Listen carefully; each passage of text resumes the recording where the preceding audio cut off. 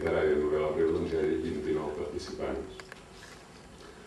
També, i això esperem, suposem que sense ser anecdòtic,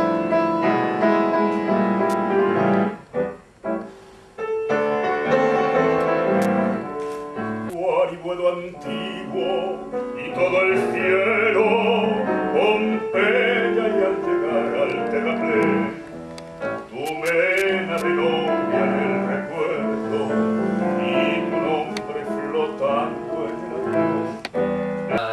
Dos tècnics de l'Ajuntament em va demanar si podia dir alguna cosa sobre el jurat o sobre la tasca que havien fet.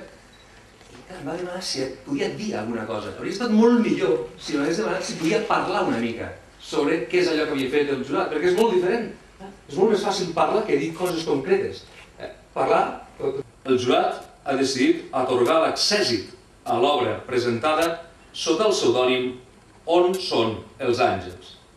De la mateixa manera, el jurat ha decidit donar com a guanyador del Premi de Novel·la Breu Ciutat de Mollerussa en l'edició de 2010 a l'obra presentada sota el pseudònim de Olor de gas. Un aplaudiment, sisplau.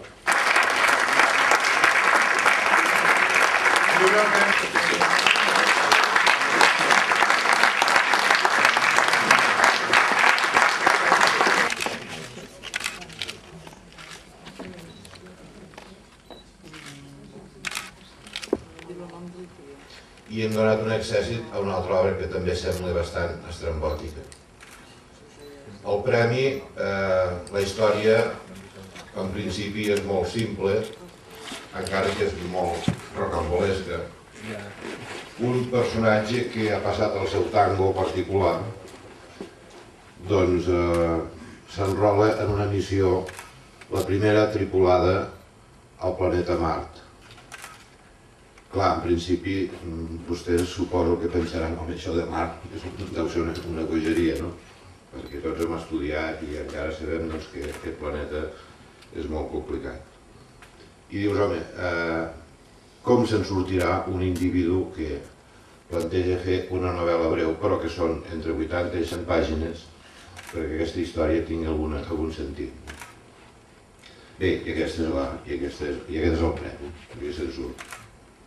Bé, us he de dir que és un text que, en definitiva, és una metàfora de la vida i probablement és un text que, malgrat Mart, o a pesar de Mart, o sobretot perquè hi ha Mart, aquest planeta que fins ara no es pot evitar d'una forma normal, evidentment, doncs acabarà sent possiblement una metàfora del Gènesi o de la Gènesi, del Gènesi del llibre bíblic. I vostès mateixos, és una novel·la que es llegeix meravellosament bé, encara a vegades sobta que hi hagi gent que escrigui tan bé, que en sàpigui tant, i per tant amb això ja tenen una miqueta la mel a la boca. El més indicat és que només sigui breu. Tan sols vull agrair molt exclusivament la decisió del jurat, el fet que hagin confiat en aquesta novel·la, que malgrat que és, com ens han dit, estrambòtica, de la meva primera novel·la, i que té aquest risc de ser un plantejament una mica agosarat o una mica per començar una novel·la. Es tracta d'una obra que, com el jurat ja ha dit, és una mica estrambòtica. Més que estrambòtica, és una mica singular en el seu plantejament, bàsicament pel fet que està ambientada a Mart, un altre planeta. De tota manera, en el subtítol a mi m'agrada dir que no és una obra de ciència-ficció, sinó més aviat de poca ciència i molta ficció. Perquè malgrat que l'escenari és Mart, trobo que és una novel·la que és molt humana, una història molt humana, protagonitzada també per un personatge que és molt humà i que de fet el que és inhumà una mica és les peripècies que li passen al destí que té a la seva vida a la Terra, que és el que li fa prendre la decisió un dia d'anar a buscar un altre món.